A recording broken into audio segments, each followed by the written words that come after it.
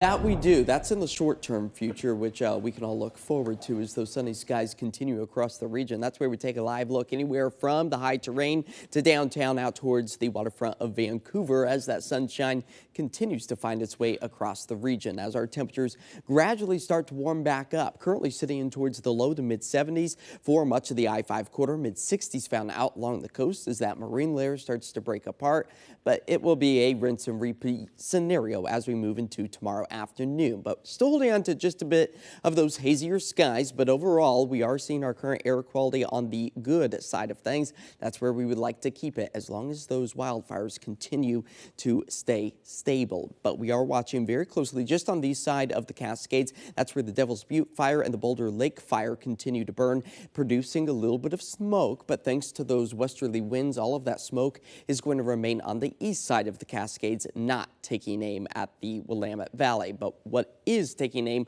at much of the Pacific Northwest and much of the western half of the country is the extreme heat. Once again, the mercury expected to climb well above our average of 82 degrees by Friday. We're back to the low 90s, mid 90s by Saturday into Sunday before we cool things back off to closer to normal conditions, low 80s for the start of next week. With a live look at satellite and radar showing those southwesterly winds will remain on the calm side, eventually seeing that marine layer break down out along the coast as the sunshine continues, not only for the Willamette Valley, but also for the Cascades, with just a few building clouds during the afternoon hours. Unfortunately, not enough to produce enough rainfall to help decrease the next 6 to 10 day deficit that we are expecting to see across much of the western half of the country as high pressure remains our dominant weather feature. And with that high pressure, it's bringing the summer heat for our friends down towards the desert southwest. That's where a heat dome is setting up. Phoenix expected to skyrocket almost to 120 degrees by the time we get to Saturday, even in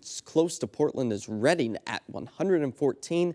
But the Portland area expecting to see just the very fringes of this latest heat streak. That's where those mid-90s will come into play as high pressure continues to build across the western half of the country, helping to just push in a little bit of that desert southwest heat to our area, and that will continue at least through Sunday with those 90s. So here's a breakdown for the rest of this evening. Expecting to see those clear skies, temperatures back up into the upper 70s, low to mid 80s, also possible for this afternoon and evening as we see just a few of those morning clouds dance above our heads. That quickly mixes out. Sunshine returns along with those blue skies and still just a little bit of that haze off in the distance as we do it all over again come Thursday and into Friday morning. It's going to be kind of a repeat scenario for us over the next several days before those temperatures really begin to climb. 83 is that expected high. We'll see some hazy skies out there.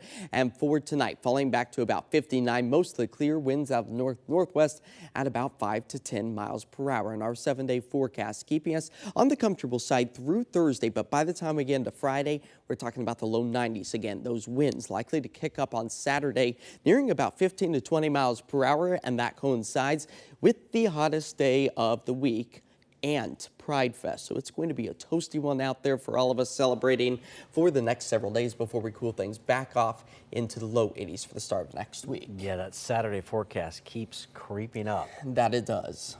Let's just keep it at 95. 95, no higher. Okay, we'll be right back.